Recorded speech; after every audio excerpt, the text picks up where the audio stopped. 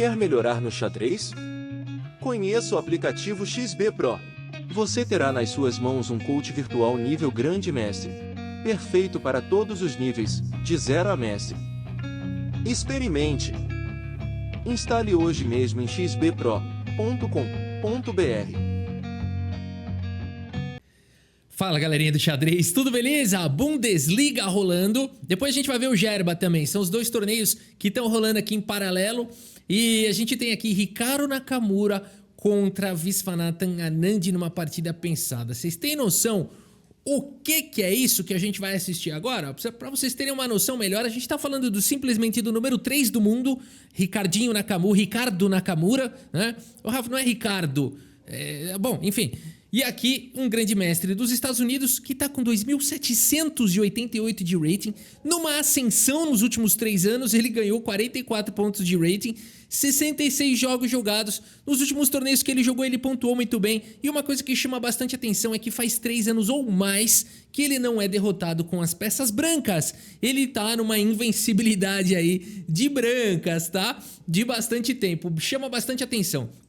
E do outro lado a gente tem o campeão mundial Anand, número 12 atualmente aqui do mundo, 2.748 de rating, 54 anos de idade, inacreditável. Um jogador que tem alguma atividade sim no cenário internacional, 25 jogos com nenhuma variação de rating nos últimos 3 anos e também com bons resultados. É um jogador que perde muito pouco o nível de derrotas dele, um número aqui alto de empates, considerando que a média de rating do adversário dele é bastante alta. Dois gigantes, vamos dar uma olhada então aqui, Ricardo Nakamura contra o Anand, o Tigre de Madrás. E o Ricardo Nakamura abre aqui com o peão do rei E4. Temos E5, os cavalos são desenvolvidos, temos os 4 cavalos, que beleza!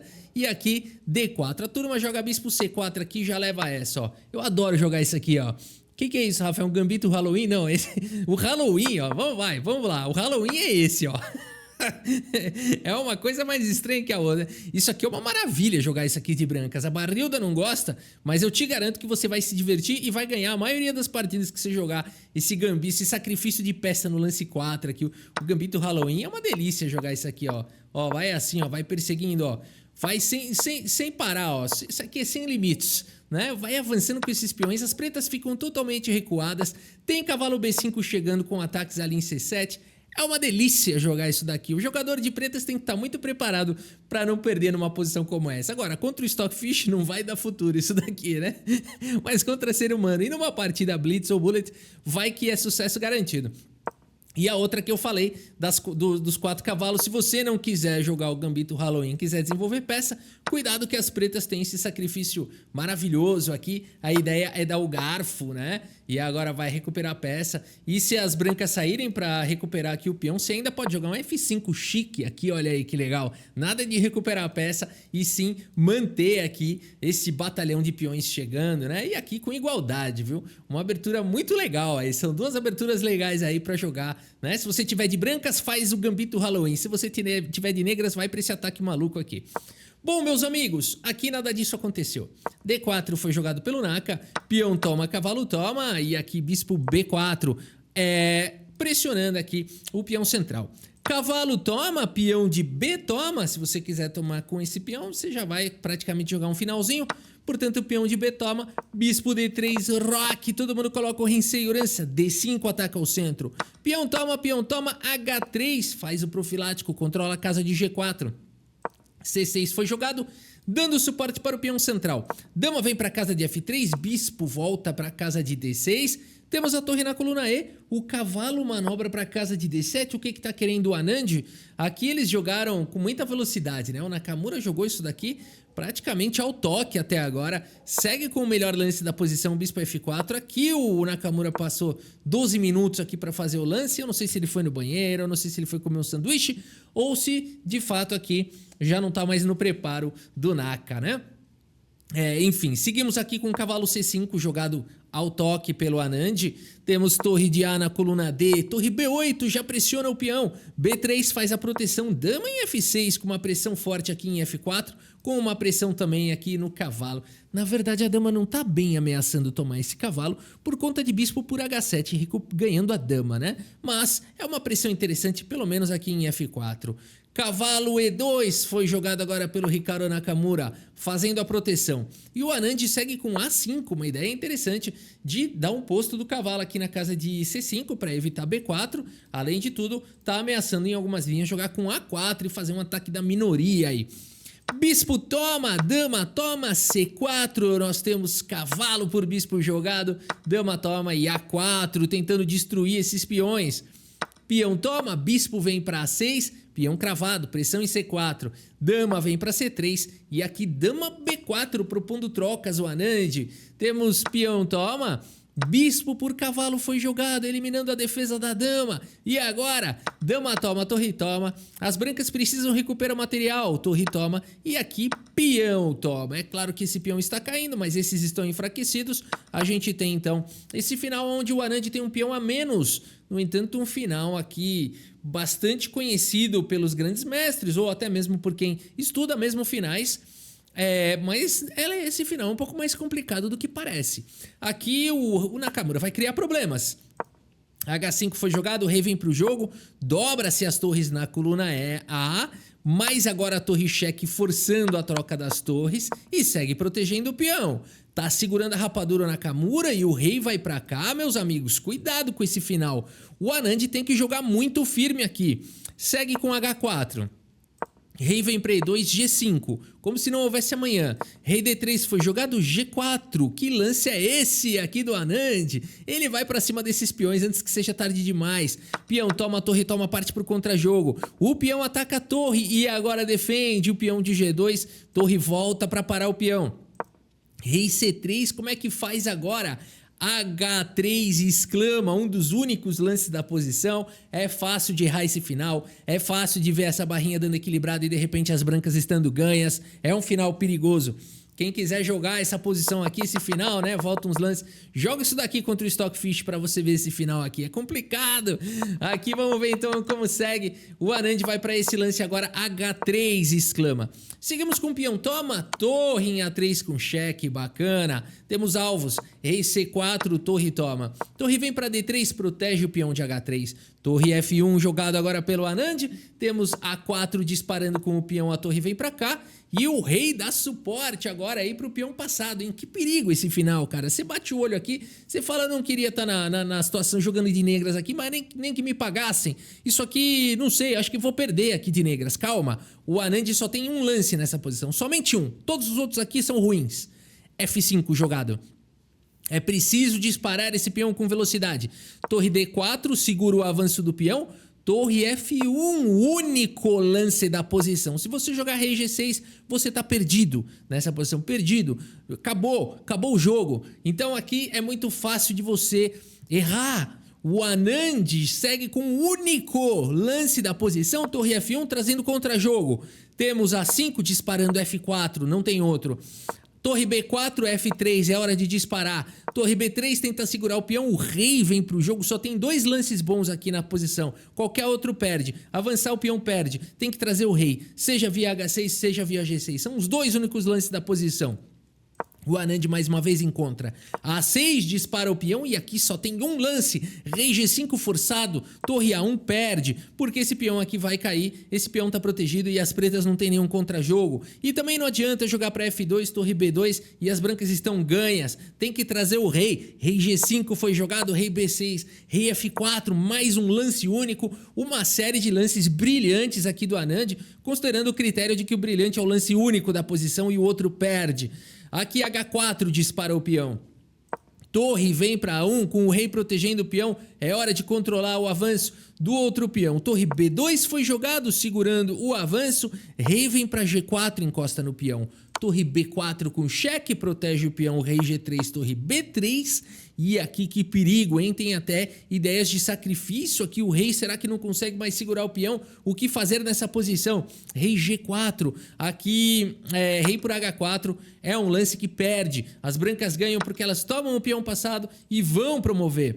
Portanto, o Anand segue com o melhor lance da posição, rei G4. Mas agora Hikaru Nakamura sacrifica a torre aqui por F3, dispara com o peão. O rei encosta agora no peão. Notem que aqui também era possível jogar com H5. Vai para uma variante bem ardida. Aqui, por exemplo, o H6. Aqui você pode continuar perseguindo aqui o peão, né? E aqui iria numa variante mais ardida. Eu achei que o Nakamura fosse jogar essa variante, porque agora só tem esse lance. Qualquer outro perde, né? Aí teria que jogar esse. A ideia é poder capturar esse peão aqui com cheque, né? Então, torre A7, você vai sacrificar a torre e vai conseguir empatar. Então, seria uma outra possibilidade aqui de disparar com o peão. O Nakamura segue com A7 e agora nós temos rei G4. Os dois peões estão controlados. Rei B7 vai dar suporte. Rei por H4. Peão promove para a torre. Aqui o Nakamura não quis promover para a dama, ele não quer perder material, né? Então aqui ele promove para a mesma qualidade aqui. Torre toma, rei toma. E temos aqui um empate. Empatou porque não dá para ganhar. Hikaru Nakamura contra Anand. Uma partida perfeita aqui entre esses dois jogadores. 99% de precisão aqui para cada um. Eu não achei que foi um bottom draw. O bottom draw é aquele empate combinado, chatão. Todo mundo sabe que, né? Eles ali não gastam praticamente tempo no relógio, nem nada disso. Não foi esse caso. Na verdade, o Nakamura gastou bastante tempo. O Anand, que tem 54 anos de idade, gastou pouco, gastou menos tempo do que o Nakamura. E foi uma partida emocionante, né? Teve com certeza luta e chances aí para os dois lados. Muito bem, Anand jogando firme aqui. O Nakamura também tá bonito de ver, um jogador do torneio de candidatos, o Nakamura, hein? Número 3 do mundo. Também temos torneio da Gerba, do Gerba aqui, do torneio Gerba, onde tem o Hans Niemann jogando aqui contra o Maurizi. É muito legal ver esses dois jogadores, né? Vamos trazer aqui um pouquinho mais sobre eles. De um lado temos Hans Smoke Niemann, número 53 do mundo, norte-americano, 2.675 de rating. Temos aqui uma evolução, 536 jogos nos últimos 3 anos, é insano, é praticamente um dia sim, um dia não. É uma loucura. 2.507 é a média de rating do adversário. E nos últimos torneios que ele jogou, ele teve uma boa performance. É um jogador equilibrado. Em brancas e negras, ele tem uma performance muito parecida, jogando mesmo de brancas ou jogando de negras. E do outro lado temos o Marc Maurizi, jogador da França, apesar de ser Maurizi. É um jogador da França, 2.597 de rating, número 202 do mundo. Também é um jogador bastante ativo nos últimos 3 anos. No entanto, jogou menos, com um rating médio do adversário um pouco menor e com boas performances. É um jogador que tem sido visto como uma promessa para o xadrez mundial. Também um jogador bem equilibrado nos números, no entanto, a gente vê um desempenho bem melhor de brancas do que de negras. Maior o número de vitórias, 54% contra 36%. Vamos dar uma olhada então aqui nessa partida entre Hans Niemann e o Maurizi da França. E o Hans Niemann tem as peças brancas e abre a partida com o peão del rei. E4 foi jogado, Caro-Kann, olha aí, Molina. Cavalo em F3, D5. D3 faz a proteção. Eu adoro jogar essa variante aqui de brancas. Eu tô com você, Hans Niemann. Eu jogo isso daqui mesmo. Eu deixo perder o roque e jogo dessa maneira. Eu gosto de jogar assim contra Caro-Kann e às vezes até contra a francesa também. Cavalo em F6, peão atacado. Cavalo de F em D2. Eu também gosto de jogar dessa maneira. Joguei esses dias. Podem procurar nas minhas partidas. Foi ontem ou anteontem. Exatamente essa abertura. A ideia é defender o peão central com o peão de F.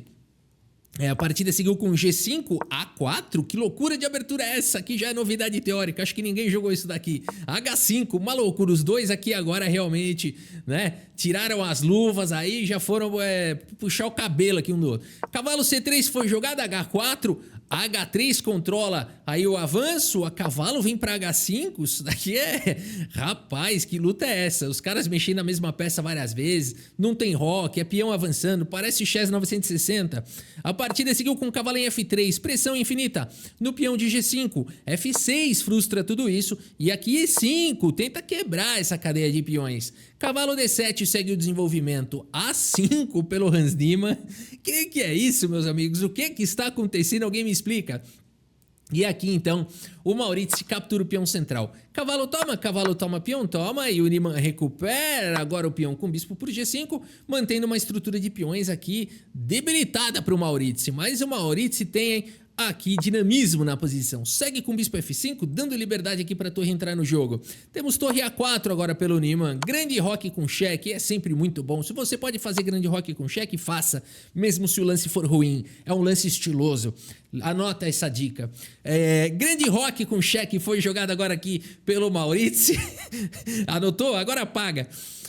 Rei C1 agora pelo Hans Niemann. E seguimos aqui com cavalo em F4. O cavalo vem avançando. Bispo toma, peão toma. E agora bispo em E2 foi jogado. Vamos entender por que você acha que não pode capturar esse peão suculento e gratuito. Ainda além de tudo ganhando um tempo sobre o bispo. Vamos lá.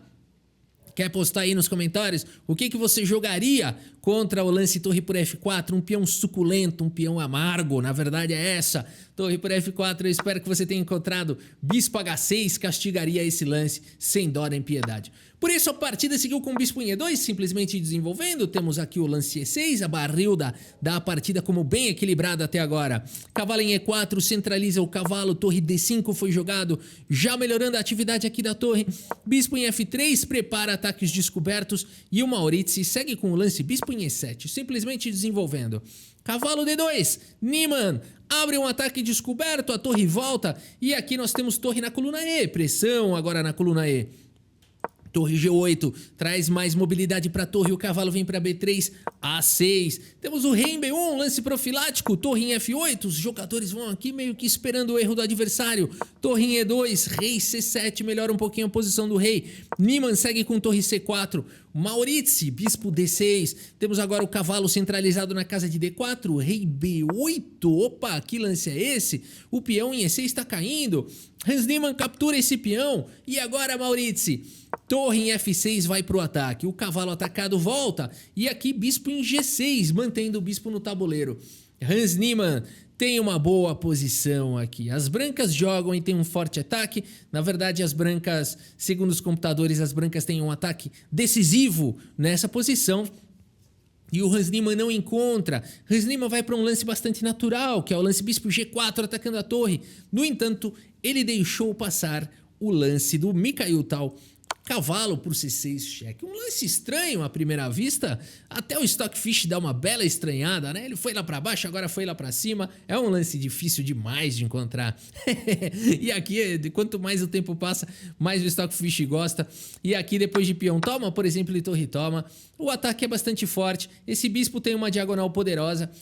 A torre também. Essas torres aqui estão atacando. No entanto, não é tão fácil de entender por que tá tão ruim assim, né? Torre por A6, um peão passado perigoso, são peões passados e conectados e poderia seguir dessa maneira com um bom ataque aqui para as brancas de longo prazo, né? Por exemplo, rei D7, B4 e seria uma partida no mínimo interessante se o Hans Niemann tivesse feito dessa maneira, 4 peões por uma peça, peões passados e conectados. Tem umas partidas imortais assim, né? O Petrosian jogou uma assim, não foi? Com esse tema de sacrifício na ala da dama para ficar com peões passados e conectados. E venceu. Bispo G4 foi jogado pelo Niemann. E agora a torre D8 já não tem mais aquela pressão toda valendo a pena aqui. Hans Niemann segue com o cavalo em F3. Temos bispo C7. O Mauritius escapou de um furacão. Torre em A4 protege o peão. Vai jogando um pouco mais defensivo o Niemann. Bispo em F7. O Mauritius tem 50 segundos no relógio, lance 32, ele precisa fazer mais 8 lances. O Hans Niemann segue com B3, frustrando aqui o bispo de Casas Claras. Torre D5, mais uma vez aqui invade a posição. Cavalo por H4, torre por A5, os peões das colunas caem. Torre toma, bispo toma, o cavalo volta para F3, bispo C3, mantendo a mobilidade do rei reduzida.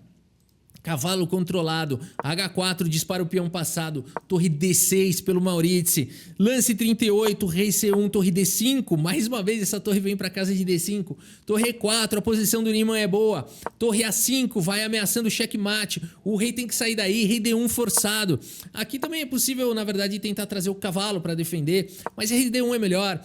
Torre em A1 com cheque, rei vem para E2, torre em A2 ataca o peão. Lance 40 feito, a gente tá no lance 41 aqui, existe um belo ataque. E aqui o Hans Niemann tem uma boa vantagem segundo as máquinas. Torre por F4 foi jogado com uma boa posição. Mauritius vai para esse contrajogo com bispo por peão, aproveitando a cravada, atacando esse peão. E aqui o Hans Niemann vai para o melhor lance. Rei D3 atacando o bispo, tentando proteger o peão que está atacado 2 vezes, mas a questão é que o bispo está atacado. Mauritius segue ainda com torre por C2, segue na luta, esse lance captura o peão, protege o bispo. Bispo em E6 foi jogado pelo Niemann, exclama, esse lance visa tirar a defesa da torre. Bispo em A1 foi jogado agora, que é isso aqui pelo Mauritius, lance fino. Porque depois de bispo por B3, torre C3 com cheque vai recuperar a peça. Rei D2 foi jogado, torre por B3, mas o Niemann ainda tem uma boa posição. Segue disparando o peão passado, como é que para isso? Torre B2 com cheque, rei E3. Computadores preferem o lance rei D3 e falam que é uma posição muito vantajosa, provavelmente vencedora para as brancas. Hans Niemann vai para um outro lance natural e a gente fica tentando entender qual é a diferença entre rei D3 e rei E3. Será que é a proximidade desses peões? É muito difícil de explicar por que é melhor deixar esse peão cair. Mas o fato é que rei E3 foi jogado mais natural. Torre B3 com cheque, as brancas continuam tendo uma boa posição. Rei E2 foi jogado, torre B2 com cheque, o cavalo cobre em D2. E os computadores falam que as brancas vão ganhar. Não tem como parar esse peão. Mas o Mauritius é um guerreiro, é um lutador. Segue com torre em A2. Niemann segue com o lance rei D1. Era hora de disparar esse peão que não tem muito como segurar. H6, H7, good game. Mas aqui o Hans Niemann não vai para esse lance, curiosamente. Aqui, bom, não é tão simples assim. Vamos ver essa variante aqui, ó. H7. Aqui as pretas ainda estão controlando a casa de promoção. Poderiam jogar algum tipo do lance torre A5, que faz bastante sentido. Aqui G4 vai para esse ataque. Aqui, por exemplo, torre já não tem mais a casa de H5, né? Torre cheque, poderia seguir dessa maneira. Ainda tem bastante luta, mas os computadores dão que essa posição aqui, ela já tem quase 4, 5 de vantagem aqui para as brancas, tá? Mas é claro que não é nada imediato. Teria bastante luta, teria bastante lance ainda. E a partida poderia continuar dessa forma. Mas Hans Niemann segue com o lance rei D1, um lance que dá mobilidade para o cavalo. O Mauritius segue com A5. Temos H6 disparando o peão A4, também tem o peão passado. G4, afinal de contas esse peão sozinho não vai a lugar nenhum. G4 foi jogado, A3 vai para o contrajogo, ainda assim a posição das brancas é muito boa. G5 foi jogado, o computador preferia outra coisa, preferia cavalo B3, vambora. G5 foi jogado, ainda tem vantagem brancas. Bispo C3 ameaçando agora o cavalo. As brancas têm uma boa posição, parece que cavalo B3 é o lance vencedor, curioso porque não cavalo E4 que ataca o bispo e protege o peão. Cavalo E4 foi jogado, ainda tem vantagem. Final difícil, posição muito complicada, pouca peça no tabuleiro, é mais difícil do que muita. Aqui bispo E5 foi jogado, torre atacada. Hans Niemann segue com o bonito lance. Bonito, mas o computador não gosta. G6, esse lance é muito bonito.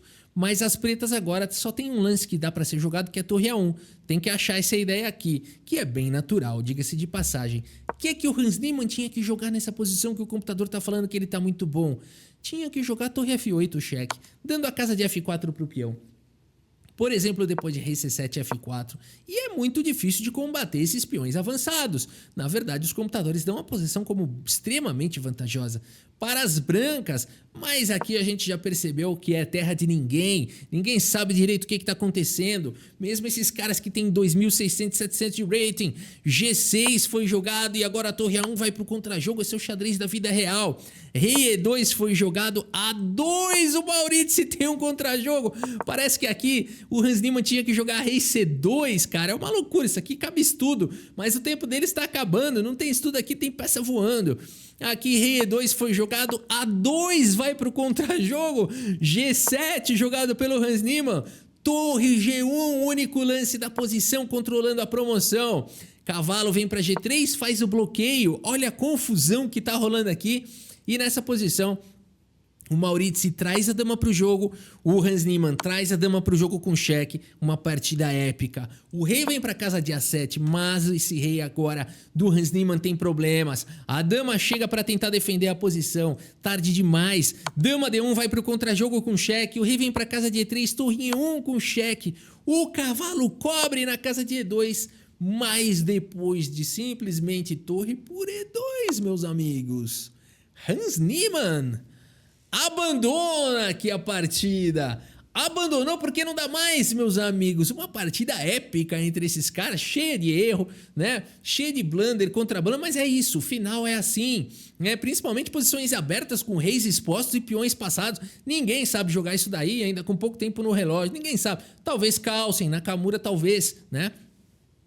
Caruana, né? Por aí, né? Mas para todos os outros mortais é realmente terra de ninguém, como diz o mestre Molina. Aqui, meus amigos, abandonou porque não dá mais. Esse lance aqui, dama toma. As brancas, as pretas vão jogar bispo por F4. O rei tem que continuar defendendo a dama. E aqui, depois das trocas, cai esse peão passado. E com o peão passado, caem as esperanças das brancas. Esse final é muito fácil de ganhar. O rei contra 2 peões contra rei vai ganhar. Significa o quê, Rafa? E esse bispo aí? Esse bispo a gente sacrifica nesse peão se precisar, né? Então é um final bem tranquilo aqui de vencer.